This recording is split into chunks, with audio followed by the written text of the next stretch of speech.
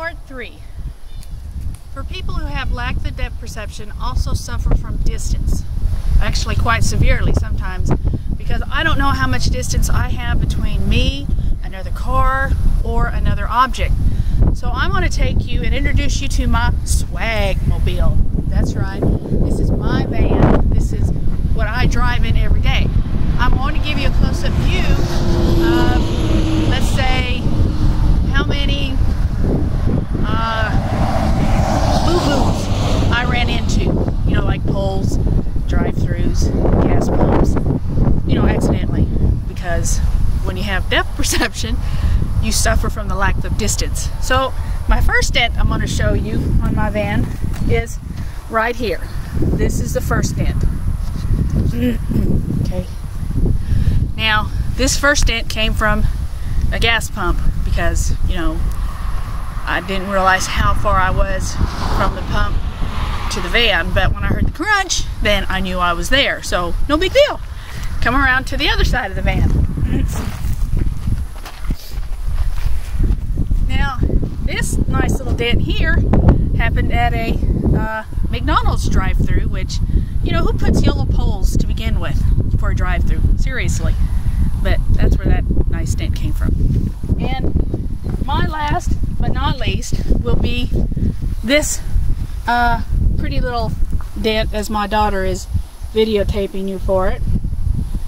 This dent came from being parked next to a farm vehicle as I was backing out. Now, a person with distance can only see as well as the eyes will let her. So when I was backing out, I heard this kind of sound, and I thought, well, maybe it was a steering wheel.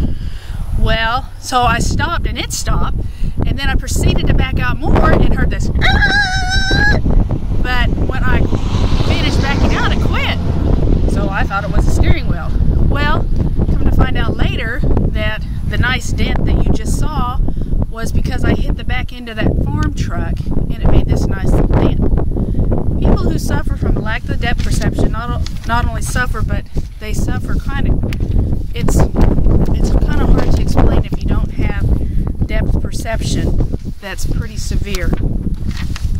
I don't like to do a lot of night driving because I can't see very well at night. That's another issue, that when you have depth perception, night driving is you stay off of that. My big idea to help those with depth perception comes with sonar technology, kind of like submarines use. And I have thought of a way that by putting it on a band or possibly in a little box that you can attach to yourself, the sound waves that bounce off of the ground back up to this device that I have thought of could change a person with depth perception and distance. This device that I have thought of can, using sonar technology, can alert the person with depth perception there is a change in depth. Stop. Look. And this will warn the person before they're about to fall or something hazardous, because people with depth perception can't see those nice little manholes or construction in the street. Escalators are dangerous. Hiking. You know, the list can go on and on. But with this new technology, with sonar sound waves, we can also attach something like the same thing to vehicles to help those with distance. I want you to give me some feedback on what you think about using sonar technology to help those with the lack of depth perception. My name is Cynthia Stevens, and this is my big idea. Thank you.